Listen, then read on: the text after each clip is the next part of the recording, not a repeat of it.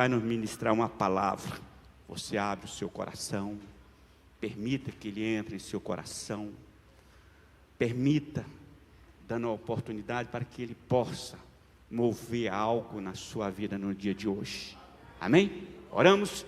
Senhor nosso Deus, Pai querido, Pai amado, aqui está o teu servo, meu Pai querido pastor Israel, meu Pai querido que veio de longe, distante, meu Pai, para nos trazer uma palavra. Por isso nós colocamos ele na tua presença e que o Senhor venha abençoar ele. Eu tenho certeza que essa palavra vem do céu para os nossos corações. Nós já vimos o céu aberto, meu Pai querido eterno, quando nós chegamos aqui, porque o Senhor está, o Senhor vai continuar estando conosco e nos abençoando nessa palavra abençoada. Abençoe seu servo, em nome de Jesus. Pastor Israel, fica à vontade, em nome de Jesus. Meus irmãos, a paz do Senhor. Vamos continuar sobre os pés. Obrigado. Vamos ler Isaías capítulo 53. Isaías capítulo 53. Enquanto os irmãos vão achando Isaías 53, eu quero agradecer a Deus pela oportunidade de retornar a essa casa. Eu estive aqui numa terça-feira, parece que umas 2 terças-feiras atrás. Foi uma bênção. Eu estou aqui no Brasil desde o dia 4 e já estou indo embora terça-feira agora. Estou voltando para minha casa. Inclusive eu quero cumprimentar a minha família, minha esposa que está assistindo lá em Nova York. Olha que chique. Minha esposa Janaína, cantora, escritora, mulher de Deus que me apoia, não pôde vir por conta do trabalho, mas ela sempre me acompanha nos cultos, intercede por mim, ela e toda a minha família. Quero louvar a Deus pela vida do pastor Marcelo Pantoja, que me recebeu na terça-feira e já tinha marcado para eu retornar. Ele é um homem de Deus, um gentleman, um homem honrado, um homem sério, um homem espiritual, e ele me recebeu muito bem aqui. Também pastor Laci, não tem o R, ele me falou aí do R, entendi. Deus abençoe pastor Laci, pastor Neves, Rubens. Hoje o Rafael me recebeu com a Poli, me levaram para comer uma carne ali abençoada. Ô glória, obrigado pela honra. Sua família, pastor Leonardo Silva, que vai pregar aqui o mês que vem, foi ele que me falou de mim para o pastor, me introduziu aqui, meu amigo de infância, grande pregador, está assistindo também. Deus seja louvado. Vamos ler a palavra. Nós vamos ler 53, do 1 até o 5, está na projeção, então vamos lá. Eu leio e vocês vão acompanhando, por favor. Quem deu crédito à nossa pregação, e a quem se manifestou o braço do Senhor, porque foi subindo como um renovo perante Ele, como raiz de uma terra seca, não tinha nem formosura, nem beleza, e olhando nós para Ele, não havia boa aparência nele, para que o desejássemos. Era desprezado e o mais rejeitado entre os homens, homem de dores, experimentado nos sofrimentos, e como um de quem os homens escondiam o rosto. Era desprezado, e não fizemos dele caso algum.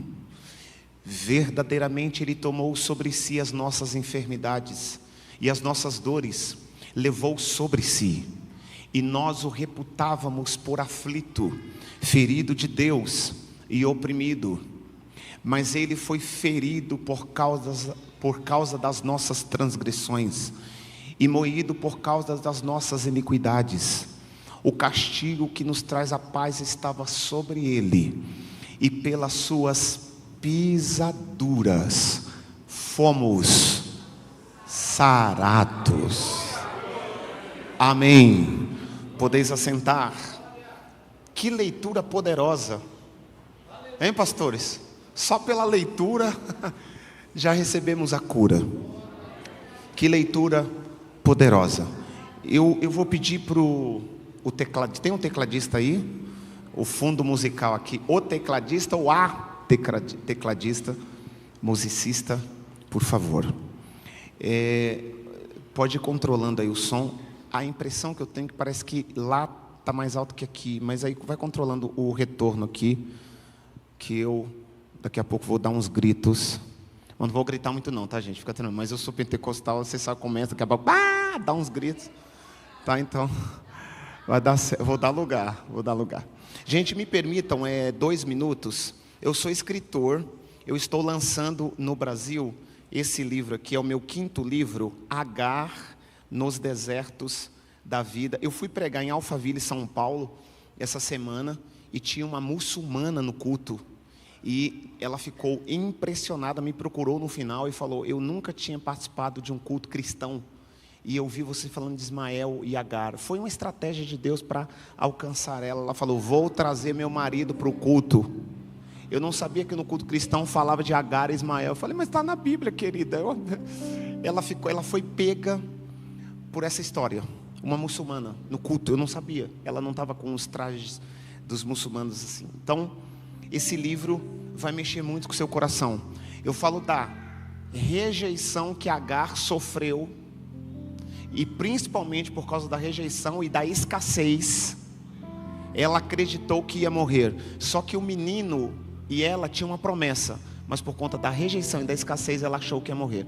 Graças a Deus, quando a gente acha que vai morrer, Deus aparece, dá um grito dentro do nosso quarto e nos faz entender que não morreremos antes de Deus cumprir todas as promessas na nossa vida. Já preguei o livro, tá? Se você não comprar, já recebeu de graça. Minha esposa está lançando, mas ela vai lançar nos Estados Unidos, mas eu estou lançando para ela aqui no Brasil. Reconstruídas. Ela tem uma participação nesse livro, são 15 mulheres. Eu vim lendo no avião. Esse livro é tão apaixonante que eu li 70 páginas e menos de 1 hora. Eu engoli esse livro e hoje à noite vou terminar. 15 mulheres que receberam curas, principalmente emocionais. 15 mulheres que superaram traumas, escassez, violência na infância, paternidade. Eu já li a história de 7 mulheres, dentre elas tem a história da minha esposa aqui, que superou síndrome do pânico e várias questões emocionais. Esse livro realmente vai mexer com o seu coração, são 15 histórias, no final você pode adquirir. E também, eu estou escrevendo uma série sobre as mulheres improváveis na linhagem de Jesus. Tem Raabe, Tamar e Ruth. São histórias poderosas de mulheres também improváveis que entraram na linhagem de Jesus. São 5 mulheres. Eu vou escrever agora esse ano Batseba, que é um desafio escrever, porque ninguém escreve sobre Batseba. E depois Maria, a mãe de Jesus. E também Davi, um herói humano como qualquer um de nós. E essa Bíblia aqui, que é uma Bíblia bolsa, que tem várias cores, chiquérrima. No final você seja abençoado por esses materiais. Seja abençoado e edificado. Esses materiais vão mexer muito com o seu coração. Parece que eu estarei aqui, à minha direita. Quem entendeu, diga amém.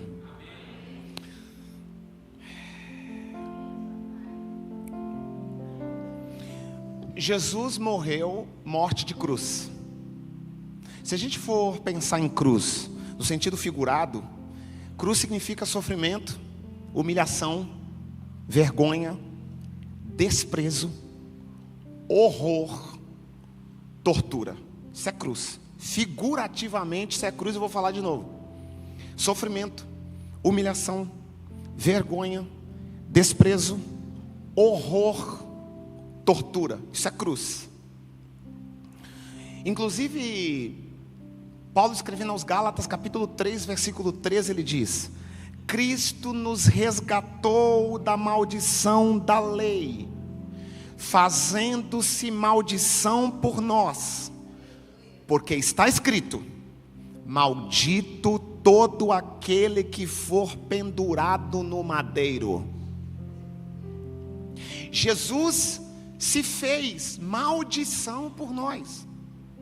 Eu preciso dizer para vocês que a morte de cruz, talvez até hoje, tenha sido uma das mortes mais humilhantes e dolorosas do qual um ser humano pode ser submetido. Esse era um método romano de execução que era a princípio reservado aos escravos. Depois, irmã, isso foi estendido aos presos. O método de morte de cruz era muito doloroso. Só que a crucificação, ela não começava na cruz, ela começava no flagelo.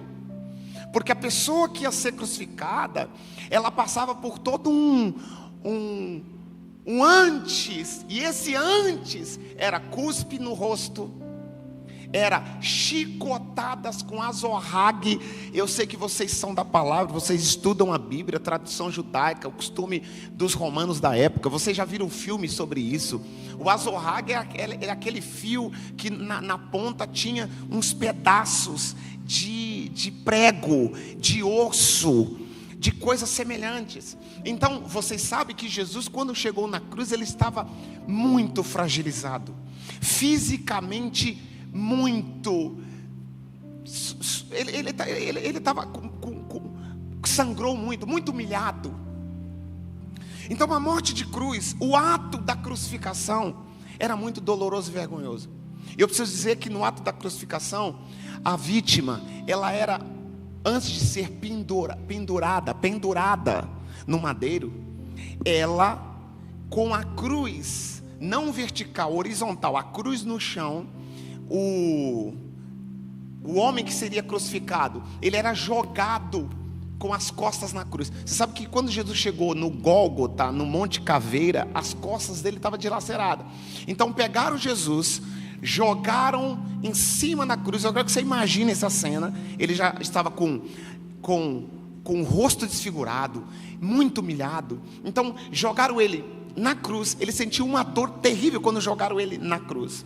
Um soldado romano esticou o braço esquerdo, colocou o joelho em cima do peito dele, pegou um martelo e um prego de 30 centímetros e cravou na mão dele. Pá! Ele sentiu uma dor horrível. O outro soldado romano pressionou o peito, esticou o braço, pegou um prego enorme, pá! Bateu na outra mão. Esticaram as pernas dele, pegaram um prego enorme e sem anestesia, pá! Isso, a cruz estava ainda na horizontal.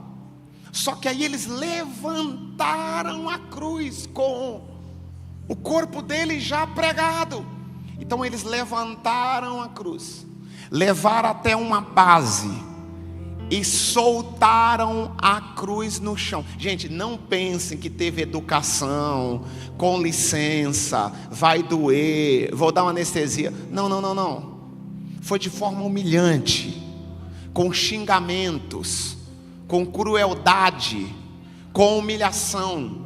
Os crucificados na cruz não eram crucificados com roupa, era só uma parte para cobrir a genitália. O sol de mais de 50 graus Celsius. Eu vou sempre a Israel. Eu já fui 32 vezes a Israel. Eu conheço a geografia, eu conheço o Monte Caveira, eu conheço o costume, eu sei do que eu estou falando. Fora da cidade, todo mundo passando no monte, era para humilhar mesmo. E Jesus então foi jogado numa base. Multiplica a atenção. Quando Jesus foi jogado nessa base, já bem enfraquecido, sangrando muito, sentindo muita dor, quando essa cruz, de forma agora vertical, bate na base, pá! Jesus sente a pior dor que ele já tinha sentido em toda a sua vida. Deixa eu falar para vocês. Se você estudar, você vai ver que tinha presos que nessa hora já morriam. Dava uma parada cardíaca de tanta dor, eles morriam. Uma parada respiratória, eles morriam. Muitos morriam ali. Outros morriam com alguns minutos e algumas horas. Porque o crucificado na cruz, ele ficava nessa posição.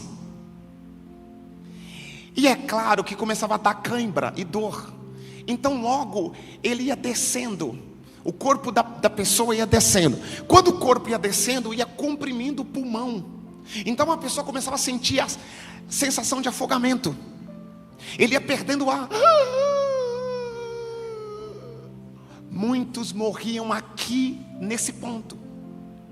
Jesus, quando bateu a cruz no chão, não morreu, não teve parada cardíaca, não xingou, não amaldiçoou, mas ele deu um grito. Ele não falou assim, ai! Não, ele falou, Pai, perdoa-lhes, porque eles não sabem o que fazem.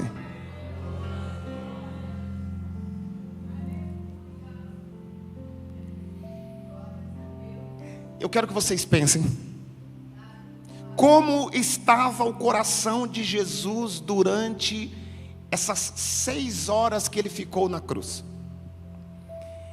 No que ele estava pensando?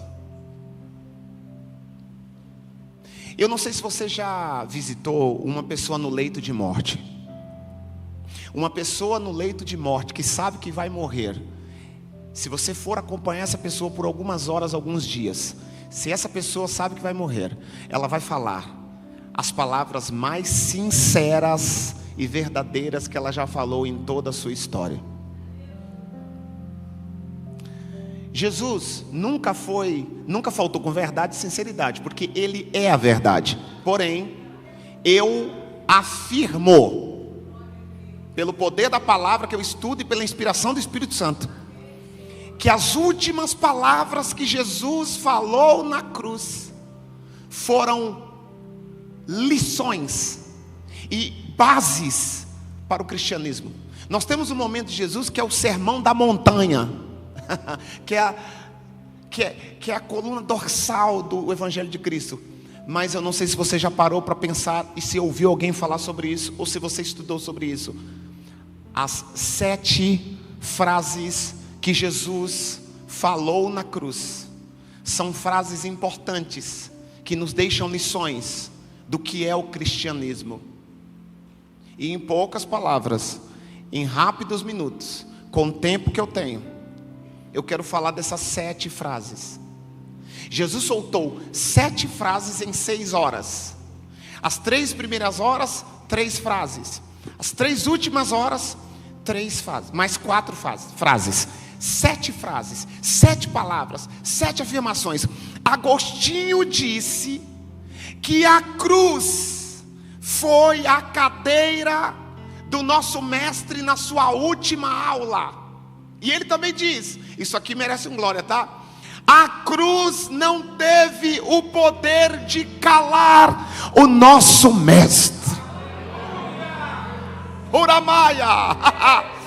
Aliás, antes de continuar, eu preciso dizer à igreja que nenhum tipo de dor e sofrimento pode calar a nossa voz. Nenhum tipo de dor e sofrimento pode calar as nossas convicções. Nenhum tipo de dor e perseguição e sofrimento pode calar o amor e a adoração que nós temos no nosso coração pelo Cristo, que morreu e ao 3º dia ressuscitou. Uramassúria.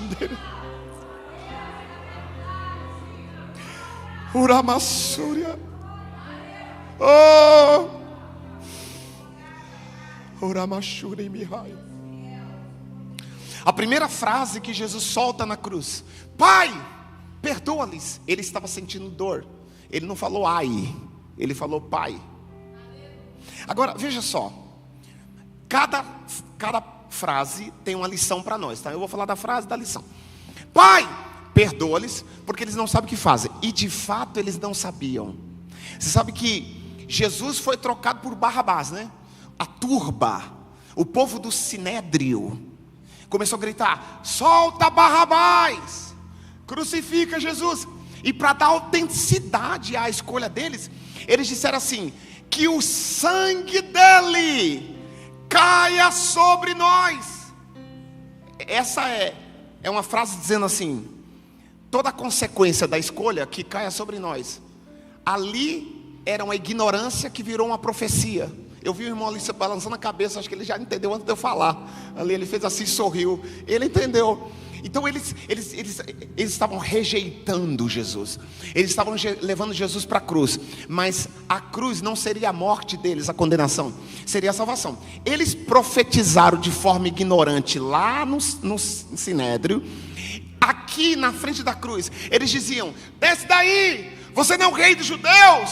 Você não ia destruir o templo e reconstruir em 3 dias.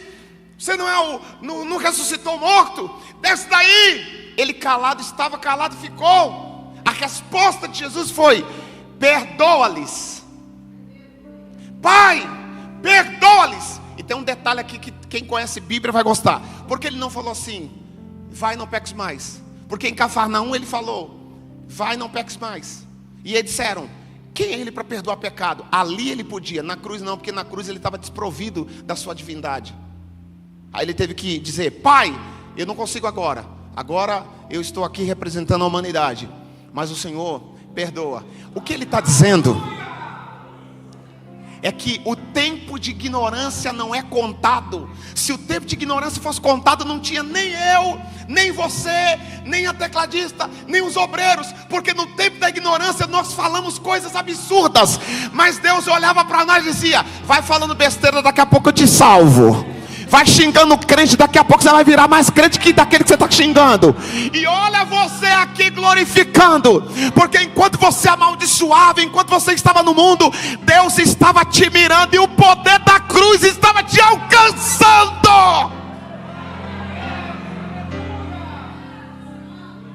Mas a maior lição do cristianismo é perdão. Essa é a lição que Jesus quer deixar para a gente. Se tem cristianismo, tem que ter perdão. No Sermão do Monte, pastores, ele diz assim: amai o inimigo. Eu gosto disso. Amai os vossos inimigos, fazei bem aos que vos odeiam, bendizei os que vos maldizem, orai pelos que vos caluniam. O glória até diminui na igreja nessa hora. Ao que te ferir uma face, oferece a outra. Aqui Jesus estava, gente, eu repito, eu conheço lá Israel, tá? Jesus estava perto do Mar da Galileia, perto do sermão do monte, que hoje a gente até visita lá o lugar do monte, o sermão do monte. E lá até hoje tem uma estrutura côncava, que é como um ginásio de esportes. Então Jesus estava usando toda a estrutura geográfica, com o Mar da Galileia atrás. O vento pegava a voz dele e levava para milhares de pessoas. Ele estava no ar-condicionado natural da Galileia, dizendo: amai, perdoai. É igual a gente no culto de domingo. Olha que estrutura. Perdoai, você fala glória a Deus, aleluia. Mas o desafio não é agora. O desafio é quando a gente está sendo crucificado. O desafio não é no culto. O desafio é de segunda a sábado, quando nós somos confrontados e atacados. Mas o Espírito Santo me trouxe de longe para dizer para você que está aqui ao vivo e quem está assistindo: a cruz nos autoriza e nos ajuda e nos dá força para liberar o perdão que nós recebemos. Só libera quem já recebeu. Você foi perdoado, eu fui perdoado. Está na hora de liberar o que você já tem dentro.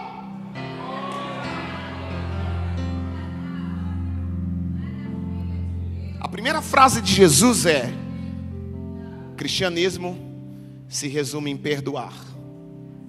Segunda frase: estava aos pés da cruz Maria, a mãe. Estava Maria Madalena, Joana, o João. Mas eu vou focar meu olhar na mãe. Mães, quem é mãe aqui? Levante a mão. Quem é mãe? Mães. Pais também, mas mães. Eu quero que você imagine, coloque emoção no que eu vou falar. A mãe de Jesus ficou aos pés da cruz vendo o filho sangrar por 6 horas. Quem aqui é mãe sabe que se Maria pudesse,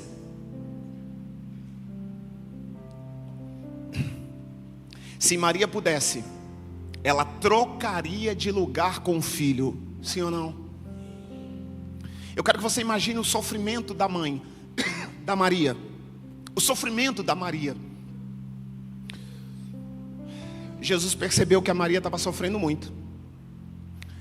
E um detalhe que eu não falei ainda: Jesus, para falar, ele tinha que pisar no prego, pegar fôlego, soltar a frase. Quando ele soltava a frase, ele descia de novo. Então ele pisa no prego, sobe e diz: mulher, eis aí o teu filho. João estava do lado dela. O João, o apóstolo do amor, o único que foi até aos pés da cruz. Maria, mulher, eis aí o teu filho. Filho, eis aí a tua mãe. Mas tem um detalhe nessa frase, fique ligado. Jesus percebeu que Maria... Como é seu nome? Você? Oi? Álvaro. Deus te abençoe muito.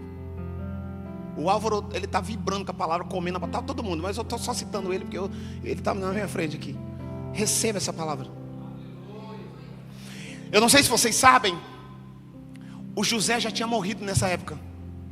A Maria, o José, o pai de Jesus, o pai terreno, né, que recebeu Jesus ali, já tinha morrido. Os irmãos e irmãs de Jesus tinham fugido com medo. O único que ficou foi João. Jesus pensou, eu vou dar uma paradinha para vocês dar um glória aí. Jesus pensou, a partir de agora eu não serei mais filho, eu voltarei a ser pai.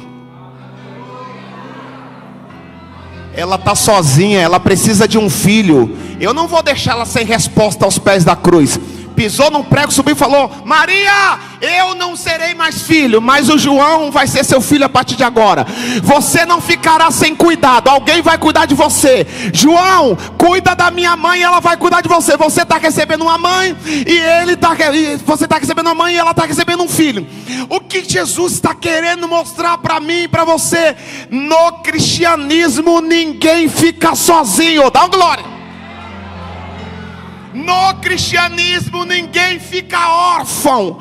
É por isso que Jesus diz: minha mãe, meus irmãos são aqueles, meu pai, minha mãe, meus irmãos são aqueles que fazem a vontade do meu Pai que está no céu. Eu sei que tem gente que antes de conhecer Jesus estava morrendo, querendo se matar, solidão, vazio. Recebeu o evangelho, recebeu a plenitude do Espírito, esse vazio foi embora. Olha para o teu lado, porque você tem irmãos, você tem mães, dá glória, você tem pais, você tem amigos, oh glória. Quem recebeu esse evangelho glorifica.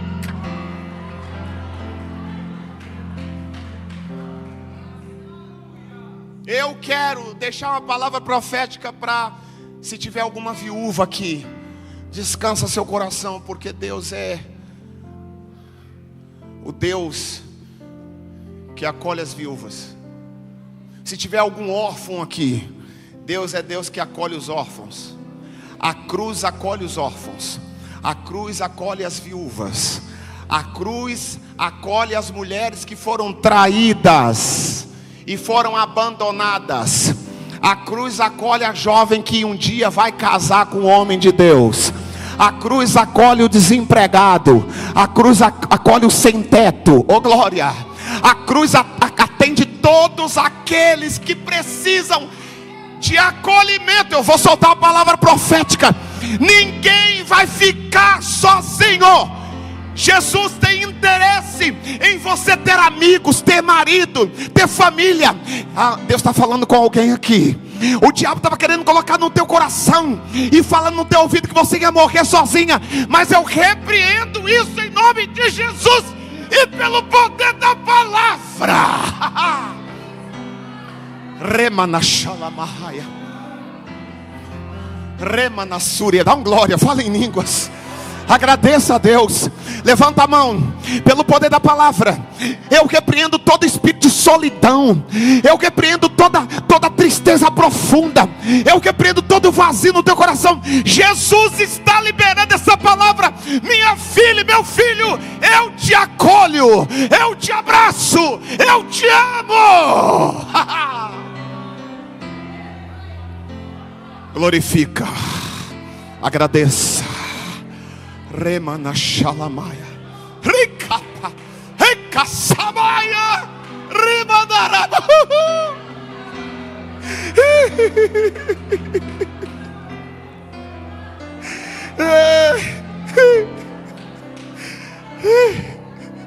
Remashu, Erasu, Eramasúria, oh, Eramasúria, Kama. Aleluia. Tinha 2 ladrões. Um começou a dizer: salva a gente, desce da cruz, se tu és o rei dos judeus. Mas o outro disse: Senhor, lembra-te de mim quando entrares no teu reino. Terceira frase: eu lhe garanto que hoje mesmo estarás comigo no paraíso.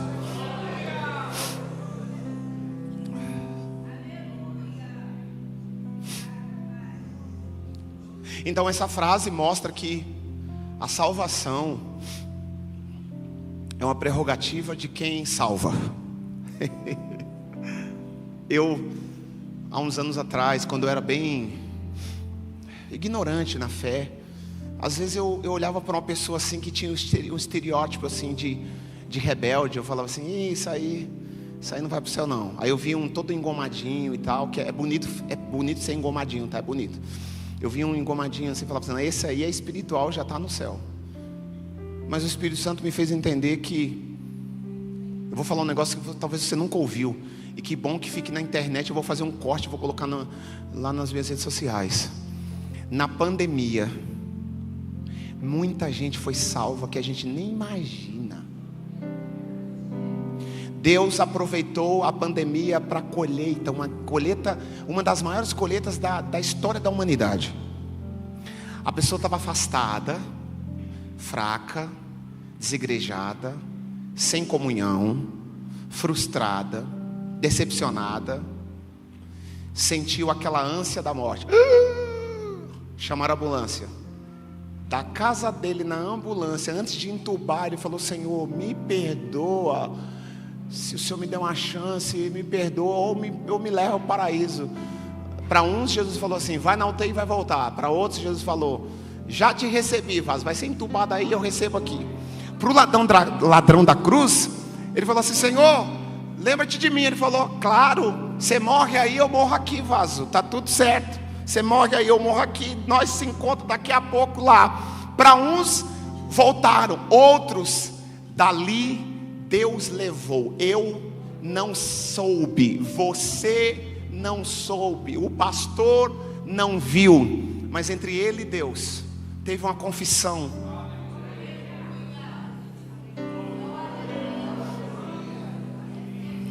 Oh glória, oh glória. Eu sei que você está orando por alguém da sua família e eu não sei, Deus está dando resposta para alguém aqui. Deus está dando resposta para alguém.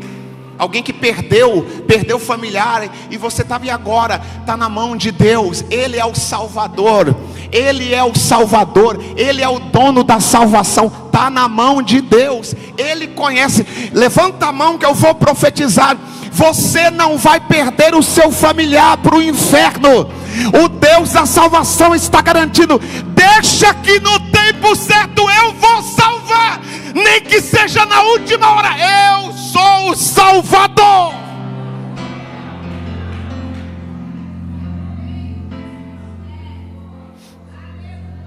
Descansa o seu coração, mãe. Descansa o seu coração, esposa. Descansa o seu coração, vó. Você está orando por ele, está jejuando. Deixa comigo, eu sei salvar. O método é meu. Eu posso fazer como eu fiz com Saulo, quando estava no caminho. Eu apareci em glória, e o Saulo caiu no chão cego. E eu disse para ele: Saulo, Saulo, por que tu me persegues? E ele disse para mim: quem és, Senhor? Eu sou Jesus, a quem tu persegues. Duro é para ti recalcitrar contra os grilhões. Ele falou: não, eu já me converti. Quer tentar? Se der um passo morre. Ele falou: não, eu já estou salvo, já está tudo bem. Então entra lá na rua direita e vai orar. Ele falou: já estou indo orar. Esses nervosos que quer matar, xingar, tá facinho para o Deus da salvação. A cruz me mostra que o evangelho alcança gente que a gente nem imagina. Quem recebe?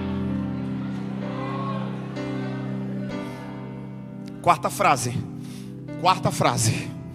Perto de 3 horas da tarde, por volta de 1, 2 horas da tarde. Eli, Eli, lema sabachthani. Deus meu, por que me desamparastes? Esse brado de abandono ocorreu no meio das trevas. Houve trevas. E aqui, essa frase nos faz penetrar no mistério do Deus sofredor. Porque por um ato divino, sobrenatural, o sol se escondeu durante 3 horas. As trevas cobriram a terra. E naquelas horas de trevas, Jesus vive. Isaías 53. Porque eu li Isaías 53. Vocês acham que eu ia esquecer dos 53 de Isaías? Lógico que não. Porque eu li o Isaías 53? Porque o Isaías 53 se cumpre aqui. Quando tem trevas, quando Jesus sente o abandono do Pai. E Ele não chama o Pai de Pai, Ele chama o Deus de Deus. Porque a sua comunhão de paternidade naquele momento está sendo quebrada. E ali Ele está representando eu e você. E por um momento Ele não sente esse cuidado, essa presença. Ele não sente aquela glória que Ele sentiu lá no Getsemane. Quando Ele diz assim: se for possível, passe de mim esse cálice, mas se não for, faz a tua vontade, não a minha. E os anjos vieram consolaram.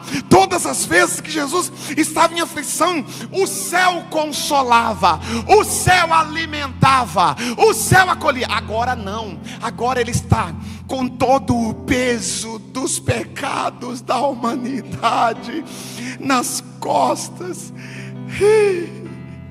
A comunhão entre o Pai e o Filho é quebrada. Ele sente angústia. E por que esse abandono é necessário? Porque a santidade de Deus não poderia conviver com os pecados do mundo. E agora Ele está vivendo Isaías 53. Verdadeiramente Ele tomou sobre si as nossas enfermidades e as nossas dores levou sobre si. E nós o reputávamos por aflito, ferido de Deus e oprimido. Mas Ele foi ferido pelas nossas transgressões e moído por causa das nossas iniquidades. O castigo que nos traz a paz estava sobre Ele. Isaías 53:10. Esse texto você tem que gravar. Todavia, ao Senhor agradou moê-lo, fazendo-o enfermar. Era a vontade do Pai. Agora tem um detalhe, grava isso. Jesus se preparou para esse momento. Jejum, oração, palavra. Ele se preparou. E o que Jesus quer dizer conosco com esse negócio aqui? Jesus está dizendo para mim e para você que na caminhada cristã vai ter momentos que vai ficar tudo escuro, vai ter trevas, vai ter luto, vai ter doença, vai ter calúnia, difamação. Parece que o céu está de bronze, parece que Deus não está ouvindo. Eu sei que não vai ter glória agora, mas eu tenho que falar. Vai ter, eu sei que é difícil, mas eu tenho que entregar tudo. Vai ter corredor gelado de hospital na madrugada. Vai ter sala de velório. Porque isso é a vida. No mundo tereis aflições. Vai ter calúnia, difamação, crises, como nós já enfrentamos. Uma crise mundial como a Covid. Mas tenhais ânimo. O que Jesus está dizendo? Suporte esse momento. Porque se você suportar no Espírito, em jejum e oração, é um momento que passa. Vai doer, mas é para a glória de Deus. É só um momento. Toda crise passa. Você vai sentir que parece que a resposta não veio, mas mesmo quando Deus está em silêncio, mesmo quando o luto te pega, quando a doença, a frustração, a falência, as dores da vida te alcançam, Ele continua lá. Mesmo no silêncio de uma cama de hospital, Ele está lá. É só por um momento. O silêncio é por um momento. Era machanderema. Quinta frase. Tenho sede. Multiplica a atenção. Daqui a pouco vou chamar o pessoal do louvor. Dessa vez não vai ficar me esperando ali não. Eu dou o toque. Como a gente combinou espiritualmente. Já vai. Chora mesmo. sede. Pastores, por que ele diz assim, tenho sede? Jesus estava com sede desde a sexta-feira à noite, desde a quinta-feira à noite. Ele estava perdendo muito sangue. Por que, obreiros? Antes de ele morrer, um pouquinho antes de ele morrer, ele pisa no prego, sobe e diz assim, tenho sede, porque estava dando a hora dele morrer. Tinha uma profecia, Salmo 69, 21. Deram-me fel por mantimento da minha sede, me deram de beber vinagre. Ele sabia da profecia, tinha que cumprir tudo para o diabo não falar, faltou isso aqui, o acusador. Ele falou assim, cadê o vinagre que não veio até agora? Não, vou ter que falar que estou com sede. Aí pisou, subiu, tenho sede.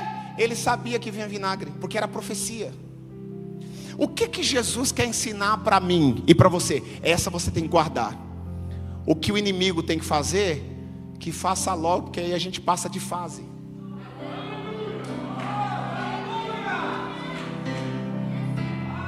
Quando ele diz para o Judas, olha para o Judas na ceia e diz assim, o que você tem que fazer, faça agora, faça logo, vai, eu estou preparado. Preste atenção, pode dar glória e ouça. A traição não está em mim, está em você. A falência espiritual não está em mim, está em você. Vai logo fazer. Deus já me avisou que você ia ser o traidor mesmo. Fica tranquilo, eu estou em paz. A sua traição não me abala, não muda a minha rotina, não me deixa fazer o que eu tenho que fazer. Eu não vou deixar de ser adorador porque você é invejoso, porque você quer me destruir.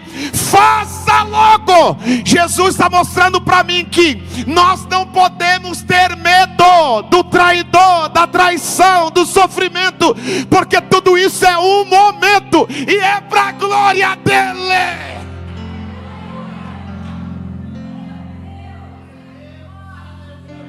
Sexto, está consumado. Tetelestai, está consumado. Isso é uma expressão contábil. Está tudo pago. Então o que Jesus está dizendo? Senhor, Pai, eu consumi para consumar. Pegaram essa? Eu consumi o meu corpo para consumar o plano da redenção. E sétima frase, Pai, nas tuas mãos entrego o meu espírito. Ele pisa a última vez no prego, sobe, respira e diz, Pai, em tuas mãos entrego o meu espírito. Aqui ele volta a falar Pai. Ele estava falando Deus meu, porque me desamparaste. Aqui ele diz Pai, porque ele já consumou a obra da redenção, já pagou o preço. Antes de morrer, ele não morre humilhado, falido. Ninguém mata Jesus. Uns anos atrás tinha uma discussão, quem matou Jesus, Roma ou judeus? Ninguém matou Jesus. Por isso ele diz, João 10,17, por isso o Pai me ama, porque eu dou a minha vida para tornar a tomá-la. Ninguém me tira de mim, mas eu de mim mesmo dou. Eu tenho o poder de dar e tenho o poder de tomá-la. Este foi o mandamento que eu recebi do meu Pai. Então antes de morrer ele diz, Pai, eu consumi tudo, agora eu entrego. Quando ele dá essa palavra, ele cai, dá o último suspiro, morre, cumpre tudo. A lição que fica, nós vamos até o fim, vamos cumprir tudo o que Deus projetou para nós. Levanta a mão, levanta a mão. Você não vai parar no meio do caminho, você não vai desviar, desistir, você não vai ficar frustrado em casa, você não vai ficar desigrejado, porque essa palavra te renova hoje. Nós vamos terminar os nossos dias como Paulo, dizendo, combati o bom combate, acabei a carreira, mas guardei a fé. Vem pra cá. Quem vai até o fim fica de pé. Quem vai até o fim. Remanashuri mikanderemaya. Segura o louvor só um pouquinho. Essa parte a gente não tinha combinado. Oh glória. Quem vai até o fim? Quem vai até o fim? Quem vai até o arrebatamento? Quem está sendo renovado pela palavra? Remachanderemaia. Isso, eu quero ouvir o som, daqui a pouco vocês cantam. Só se prepara aqui. Oh glória, oh glória. O Espírito Santo está dizendo para mim que tem gente que chegou aqui abatido, chateado, pressionado por tantas coisas da vida. E o Espírito Santo está dizendo para você e para mim: olhe para a cruz, olhe para o teu Cristo que morreu.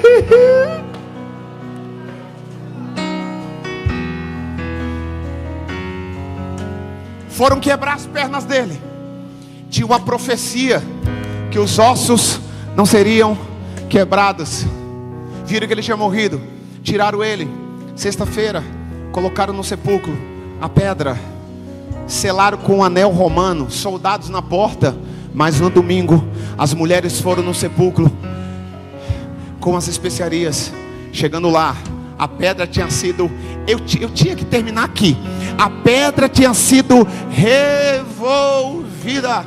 Tinha 2 varões de branco brilhando, dizendo: por que vocês estão buscando o vivo entre os mortos? Ele não está aqui, mas ressuscitou.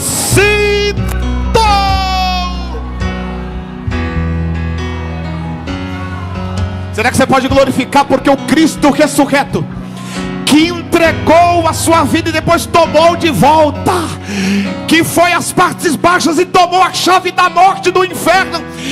Só mais essa, gente. Ele apareceu depois de 70 anos lá na ilha de Pátimos para João. João preso, foi arrebatado. Ele apareceu em glória para João e disse: meu filho, eu sou o alfa e o ômega, o princípio e o fim. Fui morto, mas eis aqui, vivo para sempre, e tenho a chave da morte e do inferno.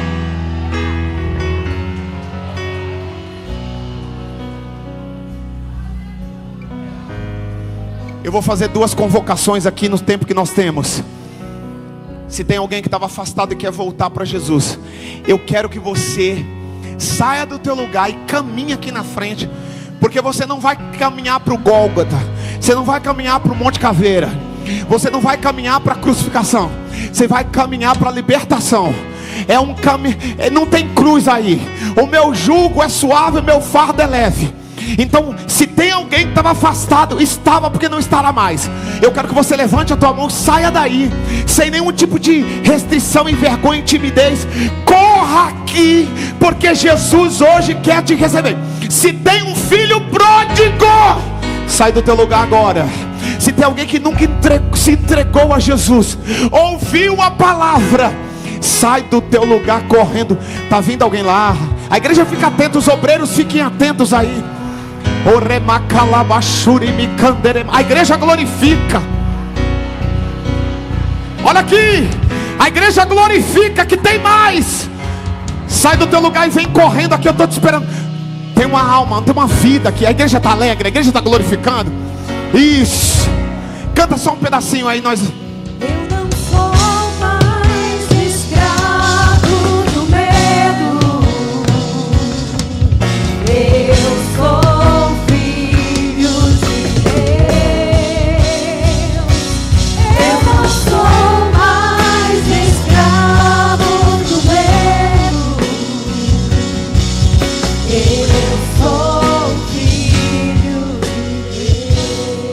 O Espírito Santo está dizendo para mim, aí na internet, se você estava afastado, manda mensagem para o pessoal da transmissão dizendo: eu estou voltando hoje. Eu quero orar com a igreja, fique atento, nós vamos orar por ele, vamos orar. Pode chorar, filho, você é um milagre. Eu vou orar por ele, vamos orar, eu vou entregar o microfone. Nessa oração o Espírito Santo vai te renovar, renovar o teu coração, te acolher. Mas o Espírito Santo, pastor, está dizendo para mim que tem mais alguém que precisa vir. Eu vou te dar 1 minuto. Jesus falou para mim que tem mais alguém que precisa sair do lugar e vir aqui. Hoje é o dia, meu filho, filho pródigo, vem. Hoje é o dia que o Pai te abraça e faz uma festa. A cruz está te chamando, vem. Eu profetizo, eu vou te dar agora 40 segundos. Eu profetizo que todas as cadeias estão caindo em nome de Jesus. A igreja orando. É hoje o dia da salvação, do retorno. Hoje é o dia do pacto. Sai correndo. 30 segundos, e a igreja orando. 20 segundos. Vem, vem. Eu profetizo que esses laços estão sendo quebrados, as cadeias. Sai correndo, você precisa vir, renovar tua aliança com o Pai. É hoje, voltar a congregar, ceiar, dizimar, ofertar. É hoje, meu filho. 10 segundos. 9, 8, 7, 6, 5. Sai do teu lugar. 4, 3, 2, 1. Levante a mão, vamos orar por esse jovem que está aqui. Pode chorar, meu filho. O Deus da libertação chegou hoje. Tem esperança para você. Senhor, o teu filho está aqui na tua presença. Olha a história desse homem. Olha as rejeições. Olha tudo que o diabo promoveu para matar ele. Ele é um milagre. Eu sei que essas lágrimas é lágrima de quem está sendo tocado pelo Evangelho, pela cruz que salva. Eu decreto libertação em nome de Jesus. Toca no sangue dele, em nome de Jesus. Continue com os olhos fechados.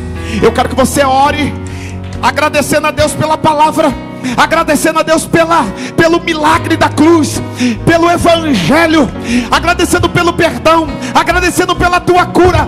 Ore. Ó Deus, eu acabo de pregar a tua palavra. Eu sinto que o Senhor está renovando pessoas aqui. Eu sinto que o Senhor está fazendo coisas poderosas. Eu estou vendo lágrimas nos olhos. Recebe essa lágrima, recebe essa oração. Alcança as necessidades do teu povo. Oh Cristo da cruz, Cristo do Evangelho que acolhe, abraça a alma desse teu filho. Fale línguas aí, agradeça. Remanaia. Enquanto as meninas, os irmãos vão cantar, eu quero que você coloque a mão no ombro da pessoa que está do teu lado. Eu quero que você ore por ela e profetize as bênçãos da cruz. Profetize acolhimento, profetize cura, profetize milagres. Eu quero que você seja o representante do céu agora. Viva essa palavra.